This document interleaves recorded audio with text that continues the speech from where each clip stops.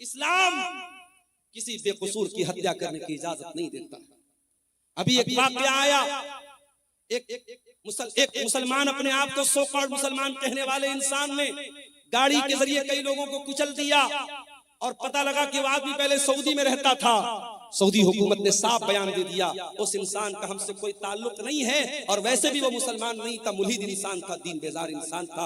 मेरे प्यारे साथियों, कोई मुसलमान इस तरीके की हरकत अगर करे, किसी बेकसूर की हत्या करे, किसी निर्दोष को मार दे, तो कान खोल करके सुन लो, इस्लाम को उससे कोई संबंध नहीं है। इस्लाम बेकसूरों की जान लेने की शिक्षा नहीं देता है। इस्लाम के नजदीक बहुत बड़ा क्राइम है, बहुत बड़ा गुनाह है किसी की जान लेना। हाँ, इस्लाम में 3 ऐसे मकामात हैं जहां किसी की जान ली जा सकती है, ये भी याद रखो। इस्लाम में 3 लोगों को कत्ल किया जा सकता है। नंबर 1, अस्सय्यिबुज़्ज़ानी, शादीशुदा इंसान अगर जिना कर रहा है और इस्लामी हुकूमत है, चाहे वो मर्द हो चाहे वो औरत हो, इस्लामी हुकूमत के अंदर शादीशुदा जानी की सजा सजाए मौत है, उसे रज्म किया जाएगा, पत्थरों से मार मार के खत्म। नंबर 2, अल-क़त्ल बिल-क़त्ल, अगर किसी ने किसी की हत्या की है तो हत्यारे को उस हत्या के बदले, उस कत्ल के बदले हत्यारे को कत्ल किया जाएगा, कातिल को कत्ल किया जाएगा, कातिल से क़िसास किया जाएगा, उसको भी इस्लाम में उसकी इजाजत दी गई है। और नंबर 3, अल-मुफ़ारिक़ु लिदीनिही, इस्लामी हुकूमत के अंदर अगर कोई मुसलमान रहता है, वो इस्लाम को फॉलो करते करते अगर इस्लाम को छोड़ देता है और किसी दूसरे मजहब को स्वीकार कर लेता है, मुर्तद हो जाता है, मुशरिक हो जाता है, काफिर हो जाता है, अगर इस्लामी हुकूमत के अंदर ऐसा काम करता है तो इस्लाम में मुर्तद की सजा सजाए मौत है। इस्लाम ये कहता है, अगर आप इस्लामी हुकूमत में रहते हैं, आप इस्लाम को छोड़ के किसी और मजहब पर अमल करते हैं, कोई मसला नहीं है, आप रह सकते हैं। लेकिन अगर आप इस्लाम को फॉलो करते हैं और इस्लामी हुकूमत के अंदर रहते हुए आप अगर मुर्तद होते हैं, अल्लाह के दीन को छोड़ करके कोई और दीन अपनाते हैं, तो फिर ये माफी के लायक जुर्म नहीं है, ये माफ करने के लायक अपराध नहीं है, और इस्लामी हुकूमत में उसकी सजा सजाए मौत है। ये 3 गुनाह ऐसे हैं जिन पर इस्लाम में कत्ल करने की इजाजत दी गई है। अल्लाह कह रहा है, वला यक़्तुलून नफ्सल्लती हर्रमल्लाहु इल्ला बिल हक़्क़ि, मेरे नेक बंदे वो हैं, मेरे स्पेशल बंदे वो हैं जो किसी निर्दोष की हत्या नहीं करते, वला यज़्नून, और जिना नहीं करते। ये तीसरा बड़ा गुनाह है, जिना करना, बदकारी करना, शर्मगाह का गलत इस्तेमाल करना, ये जिनाकारी और बदकारी इस्लाम की नजर में तीसरा बड़ा गुनाह है। इसीलिए जब अल्लाह के नबी से पूछा गया, आय अल्लाह के नबी, अय्युज़ ज़म्बि आज़मु इंदल्लाह, अल्लाह के नजदीक सबसे बड़ा गुनाह क्या है? आपने फरमाया, अंत जाला लिल्लाहि निद्दन व हुवा खलक़क, सबसे बड़ा गुनाह यह है कि तुम अल्लाह के बराबर किसी को करार दे दो। पूछा गया, आय अल्लाह के नबी, उसके बाद दूसरा सबसे बड़ा गुनाह क्या है? आपने फरमाया, अन तक़्तुला वलदक खशियत अन यतमा माक, अपनी औलाद को कत्ल कर देना इस डर से कि वो औलाद तुम्हारे साथ खाए। अब यहाँ एक मसला पैदा होता है, क्या फैमिली प्लानिंग करने की इस्लाम में इजाजत है? 2 लड़के हैं मेरे, अभी मैं तीसरा लड़का नहीं चाहता, अभी 2 लड़कों को पालना मेरे लिए मुश्किल हो रहा है, तीसरा लड़का मैं नहीं चाहता, तीसरी औलाद नहीं चाहता, क्या फैमिली प्लानिंग कर सकता हूं? ये बड़ा ही नाजुक मसला है। फैमिली प्लानिंग कर सकते हैं कि नहीं कर सकते हैं, ये बड़ा ही नाजुक मसला है। उसमें अगर आप बच्चे की पैदाइश और बच्चे के मां के पेट में वजूद में आने से पहले के जो तरीके हैं जिसमें हमल न ठहरे, अगर वो तरीके आप अपनाते हैं तो उसकी गुंजाइश मौजूद है। अगर आप कोई परमानेंट ऐसा जैसे नसबंदी हो जाती है, ये गलत है, या बगैर किसी मजबूरी के औरत को ऑपरेशन करा दिया जाए, ये गलत है।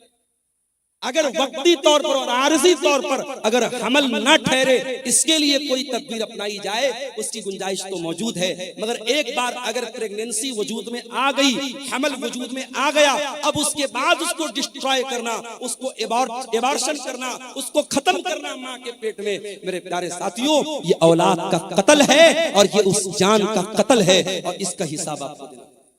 हाँ, अगर कभी ऐसा हो गया कि हमल ठहर गया और औरत की सेहत और उसकी तंदुरुस्ती इस लायक नहीं है कि वो बच्चे को जन्म दे, चांदी की का पायल किसी अल्लाह की बंदी ने, किसी हमारी बहन ने ये दिया है, इस मस्जिद का चंदा है, ईदगाह के लिए दिया है। अल्लाह ताला इस बहन के इस चंदे को कबूल फरमाए। तो मेरे भाइयों, अगर प्रेगनेंसी ठहर गई है, उसके बाद जब तक बहुत ही क्रिटिकल केस ना हो और डॉक्टर्स का इस बात पर इत्तेफाक ना हो कि अगर ये हमल ठहरा और बच्चा हुआ, माँ की जान को खतरा हो जाएगा, उस अवस्था में, उस सिचुएशन में तो इजाजत दी जा सकती है। नॉर्मल हालात में अगर हमल ठहरा है, उसको कोई खत्म करता है तो ये भी औलाद का कत्ल है। अल्लाह के नबी फरमाते हैं दूसरा बड़ा गुनाह क्या है? औलाद को कत्ल कर देना, इस डर से कि वो आपके साथ। और खबरदार कोई ये ना सोचे अपनी औलाद को हम खिलाते हैं, नहीं। मैंने अपनी जिंदगी में तजर्बा देखा है।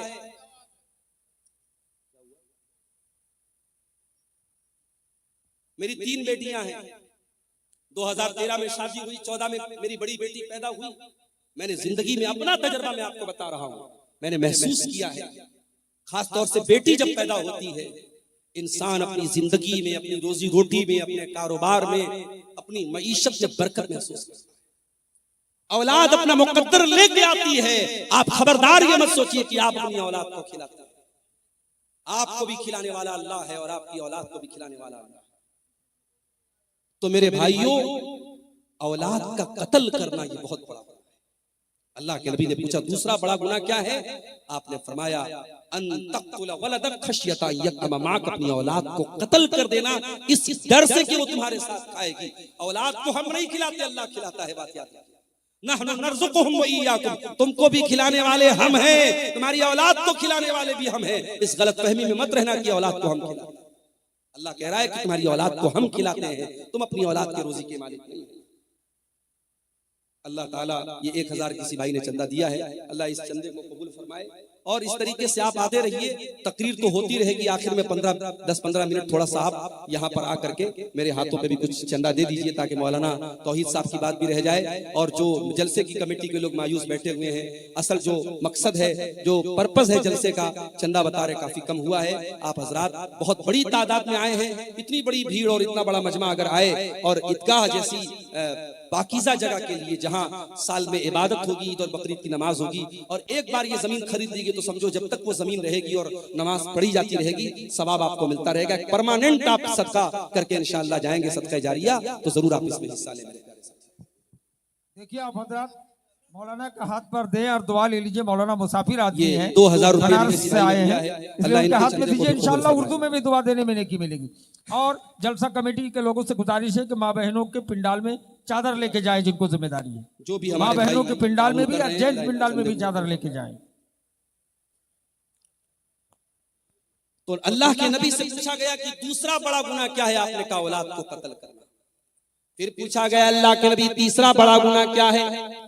आपने फरमाया अंतुजानिया हलीलत जारिक, अपने पड़ोसी की बीवी के साथ जिना करना। जिना तो किसी भी औरत के साथ करना हराम है।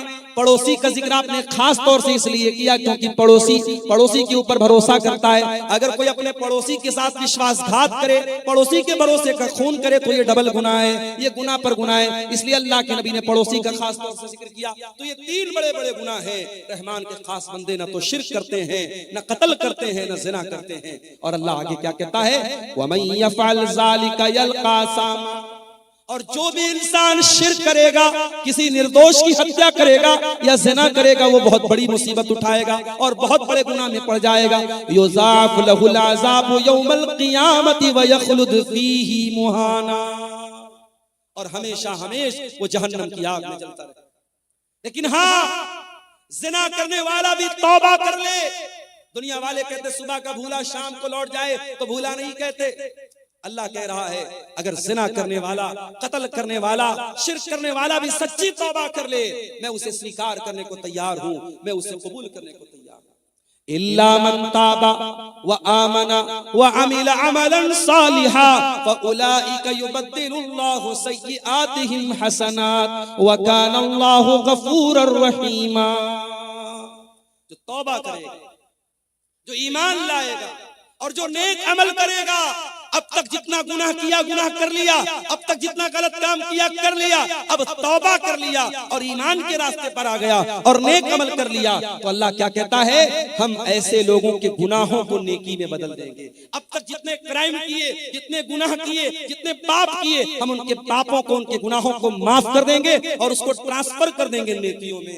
मेरे प्यारे साथियों, तौबा का एक तरीका ये भी है, इंसान नमाजें पढ़े, सदका खैरात करे, अल्लाह की राह में अपनी दौलत और अपने माल को खर्च करे। अगर आपको ये महसूस होता है हाँ मुझसे जिंदगी में कुछ गुनाह हुए हैं, तो तौबा का तरीका एक ये भी है कि आप जिस तरीके से आज के इस प्रोग्राम में आपको मौका मिल रहा है कि आप ईदगाह की जमीन के लिए एक सदका जारिया आप दें, आप यहाँ पे आए और अपना चंदा जरूर लिखवाएं और दें, ताकि अल्लाह ताला आपकी तौबा को कबूल करे। जो तौबा करेगा और नेक अमल करेगा और ईमान के रास्ते पर चलेगा, अल्लाह कह रहा है उसके गुनाहों को हम नेकियों में बदल देंगे।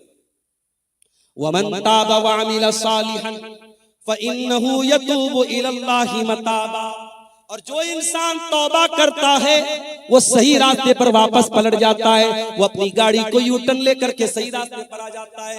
आपको कटिहार से मोहना चाँदपुर आना था, सही रास्ते पर आप चल रहे थे, अचानक गूगल मैप के चक्कर में गलत रास्ते पर चले। आजकल गूगल मैप बहुत रास्ता गड़बड़ बता देता है। अभी उत्तर प्रदेश में गूगल मैप के चक्कर में एक पुल कोई बन रहा था, अभी आधा अधूरा पुल बना था, उस पर 4 व्हीलर लेकर के एक नौजवान चला गया और पुल पर से उसकी गाड़ी गिर पड़ी और नौजवान बेचारा इंतकाल कर गया, अल्लाह को प्यारा हो गया। तो आप गूगल मैप के चक्कर में गलत रास्ते पर जब चले गए, रास्ते में एक आदमी जा रहा था, जलसे में जा रहा था, उसने कहा भाई साहब कहाँ जा रहे हैं? आपने कहा मोहना चाँदपुर जा रहा हूँ। तो उसने आपको बताया कि नहीं, अब अपनी गाड़ी को मोड़ दीजिए, आप यू टर्न ले लीजिए। तो तौबा भी यू टर्न है मेरे प्यारे साथियों। जब आप तौबा करते हैं, जब आपने गुनाह का काम किया, हमने कोई गलत काम किया, उस वक्त तक हम गलत ट्रैक पर चल रहे थे, गलत रास्ते पर चल रहे थे, जैसे ही हमने तौबा कर लिया, अल्लाह कह रहा है फइन्नहु यतूबु इलल्लाहि मताबा, हम अल्लाह के रास्ते की तरफ लौट के चले। उसके बाद फरमाया ये 3 लोगों ने 500-500 रुपए का ताउन इस ईदगाह की जमीन के लिए दिया है। अल्लाह तबारक व तआला इनके इस चंदे को भी कबूल फरमाए, और जो भी भाई अभी सोच विचार में पड़े हैं, अल्लाह उनको तौफीक दे के वो आए और अपनी अपनी हैसियत और कैपेसिटी के एतबार से जरूर इस कार्य खैर में हिस्सा लेकर के जाए। मैं बात कर रहा हूँ कुरान के 19वें पारे की सूरह फुरकान की आयतों को आपके सामने पढ़ रहा हूँ, और रहमान के विशेष बंदों और खास बंदों की कुछ क्वालिटीज है, मालूम इसका क्या है? अच्छा, दुकानदारों ने दिया, माशाल्लाह। ये झोले में कुछ रकम आई है, अब ये इसको लोग इनके बताएंगे कितनी रकम है। ये हमारे सड़क के जो दुकानदार भाई हैं, उन लोगों ने इसको आपस में कलेक्शन करके दिया है। अल्लाह ताला उनके, देखिए साइड से सब आके चंदा दीजिए, मौलाना का हाथ से मुसफा कीजिए। जरूरी नहीं है कि कोई 1-2 लाख रुपए चंदा दे तभी चंदा होता है। मस्जिदें बनती हैं, ईदगाह की जमीन खरीदी जाती है। मैंने देखा है कोई ऐसा भी अल्लाह का बंदा होता है जिसकी 100 रुपए की ताकत है, वो 100 रुपया बड़े कलेजे से लाके देता है, बड़े दिल के जज्बे के साथ लाके देता है। और एक इंसान 1 लाख रुपया देता है, करोड़पति आदमी 1 लाख रुपया देता है, मगर दिल की तकलीफ के साथ देता है। अल्लाह के यहाँ उस करोड़पति का दिया हुआ 1 लाख रुपये का चंदा वो 19 पड़ जाता है, और वो 100 रुपये का चंदा उस गरीब इंसान का अल्लाह के उसका मकाम ज्यादा बुलंद हो जाता है। इसलिए मेरे प्यारे साथियों, ये न समझना कि हम तो कोई छोटा मोटा हम क्यों अमाउंट देने जाए। आप जो भी हो रहा है, यहाँ स्टेज पर लोग बैठ करके चंदा का कलेक्शन कर रहे हैं, आप आइए। मुझे मुनासिब नहीं लग रहा है, मौजू के बीच में बार बार डिस्टरबेंस भी हो रहा है, लेकिन मैं चाहता हूं कि जलसे वालों की बात भी रह जाए। आप आकर के जरूर इस ईदगाह में अपना ताउन कीजिए। हमारी जलसा कमेटी के लोग भी चादर लेके जा रहे हैं, और खवातीन में भी, महिला पिंडाल में भी मैं गुजारिश करता हूं कमेटी के लोगों से वहां 2-4 औरतों को सौंप दीजिए, और चादर में आप लोग जो ताउन कर सकते हैं करें। मुझे मुनासिब नहीं लग रहा है बीच में बार बार मौजू को, टॉपिक को छोड़ करके चंदे की बात करना। मैं अपने मौजू को खत्म करके इंशाल्लाह इस कुर्सी से उठूंगा। रहमान के खास बंदों की हम पहचान बता रहे हैं आपको, उनकी विशेषताएं बता रहे हैं, उनकी खूबियां बता रहे हैं। अल्लाह ने कहा रहमान के खास बंदे शिर्क नहीं करते, जिना नहीं करते, कत्ल नहीं करते। और आगे वल्लज़ीना ला यशहदून अज़्ज़ूर, और अल्लाह के खास बंदे वो हैं जो किसी गुनाह के काम में, किसी गलत काम में शामिल नहीं होते। नए साल की रात आ रही है, 31 दिसंबर की रात आ रही है, बड़े बड़े शहरों में बड़े बड़े होटल बुक हो जाएंगे, नाचने गाने वालियां महंगे महंगे अमाउंट के ऊपर उनको हायर किया जाएगा, कई हजार का पास और टिकट लगाया जाएगा, और होटलों में महंगे महंगे टिकट दे करके नाच गाना देखने और शराब पीने जाने वालों में मेरे प्यारे साथियों एक बड़ी तादाद में मुसलमान नौजवान और लड़के लड़कियां भी शामिल होते हैं। कुरान क्या कहता है, वल्लज़ीना ला यशहदून अज़्ज़ूर, अल्लाह के खास बंदे झूठी गवाही नहीं देते और किसी गलत काम में शामिल नहीं होते। व इज़ा मर्रू बिल्लग़्वी मर्रू किरामा, और जब वो किसी लग़्व चीज के पास से गुजरते हैं तो शराफत से गुजर जाते हैं। आप मार्केट में जा रहे हैं, आप रेलवे स्टेशन के पास जा रहे हैं, आप एयरपोर्ट के पास से जा रहे हैं और कोई लग़्व चीज, कोई नामुनासिब चीज आपकी नजरों के सामने से आई तो आप अगर उसको देखने लगते हैं या उस गलत काम में आप इन्वॉल्व हो जाते हैं, अल्लाह ताला हम सबकी हिफाजत फरमाए मेरे प्यारे साथियों।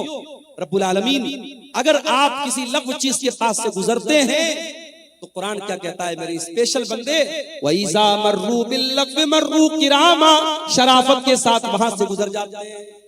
उसके बाद फरमाया वइज़ा ज़ुक्किरू बिआयाति रब्बिहिम लम यखिर्रू अलैहा सुम्मन व उमियाना वल्लज़ीना इज़ा ज़ुक्किरू बिआयाति रब्बिहिम, और रहमान के खास बंदों की एक पहचान ये भी है, जब उनके सामने कुरान पढ़ा जाए, जब उनके सामने उनके रब की आयतें पढ़ी जाए, वो अंधे और बहरे बन करके, वो गूंगे और बहरे बन करके नहीं गिर पड़ते।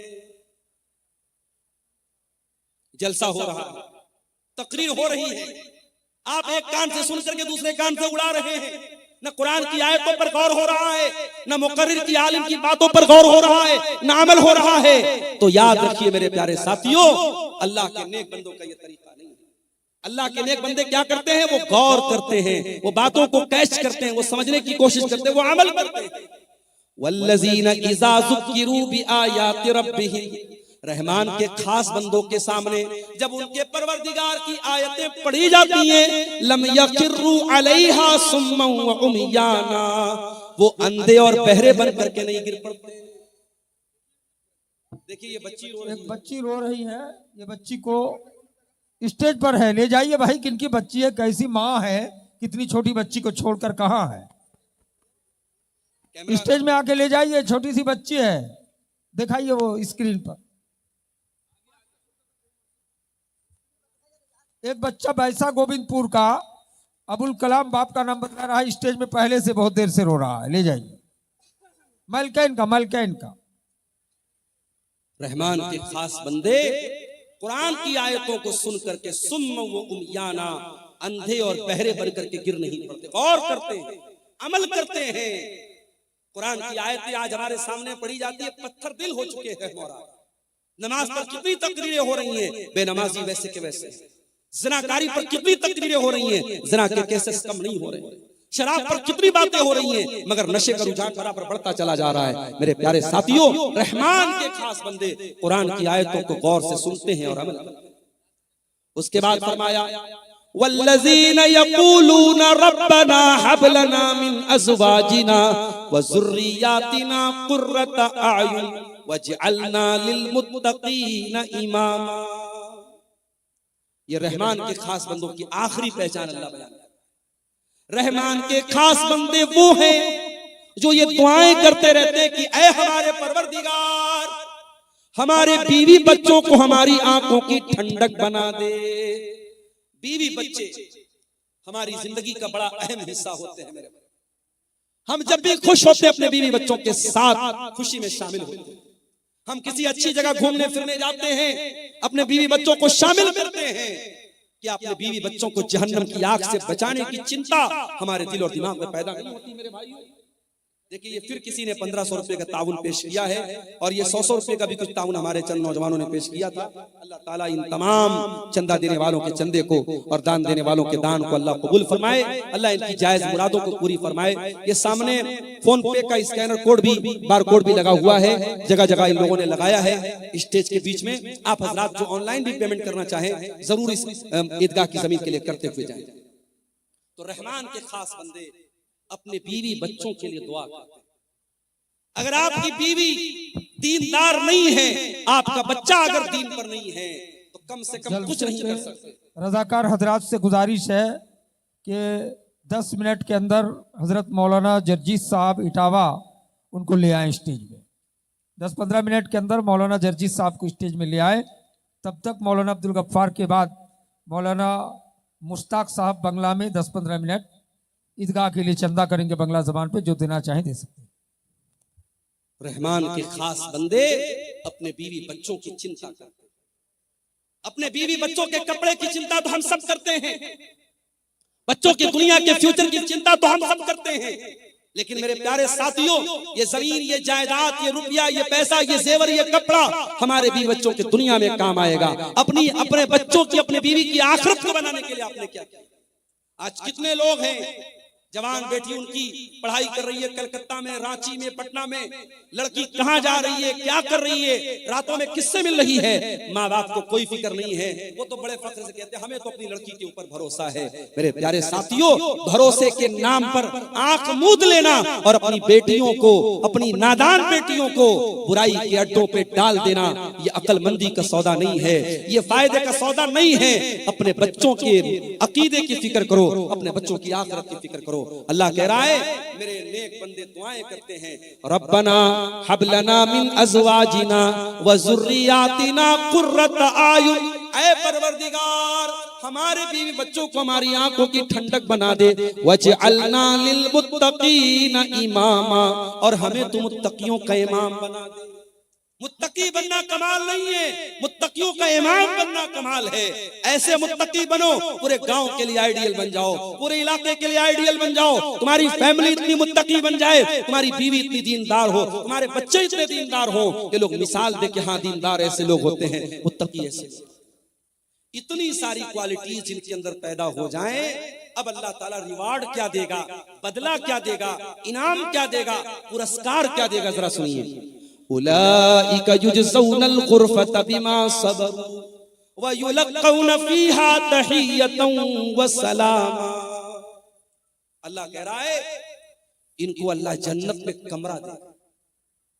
अल्लाह कह रहा है जन्नत में रूम देगा, कमरा देगा। अभी मुंबई का सफर करना है मुझे, मैं ऑनलाइन चेक कर रहा था कि ताज होटल में अगर एक दिन रात गुजारी जाए तो कितना अमाउंट आएगा। तो मैंने इंटरनेट पर चेक किया, बंबई का बहुत 5 स्टार होटल, बड़ा मशहूर होटल है ताज होटल, एक रात गुजारने का अमाउंट कितना आ रहा था, 50,000। 50,000 रुपया एक रात का चार्ज है ताज होटल का, जो हमारे मुंबई शहर का बहुत 5 स्टार होटल है, बहुत बड़ा होटल है। लोग चाय पीने जाते हैं ताज होटल में, लोग बताते हैं 700-800 रुपए की एक चाय होती है। जब दुनिया के 5 स्टार होटलों की इतनी उनकी रौनक है कि एक रात का 50-50 हजार रुपया चार्ज लोग देते हैं और वहां रात गुजारते हैं, तो सोचो मेरे भाइयों, जन्नत तो हमारे तसव्वुर और हमारे इमेजिनेशन से कहीं ज्यादा खूबसूरत है। और जन्नत के कमरे कैसे होंगे, और जन्नत के महल कैसे होंगे, और जन्नत के खाना पीना कैसा होगा, हम तो तसव्वुर भी नहीं कर सकते। अल्लाह कह रहा है ये क्वालिटीज अगर आपके अंदर पैदा हो जाएं, उलाइका युजज़ौनल गुरफता बिमा सबरू, ऐसे नेक बंदों को उनके सब्र का फल मिलेगा, अल्लाह उनको जन्नत में दाखिल करेगा और जन्नत में फरिश्ते उनको सलाम करेंगे, फरिश्ते उनको सैल्यूट करेंगे, खालिदीन फीहा, और वो जन्नत में हमेशा रहेंगे। हसनत मुस्तक़र्रम व मुक़ामा, और जन्नत बहुत ही बेहतरीन ठिकाना है और बहुत ही बेहतरीन जगह है। मेरे अजीजों,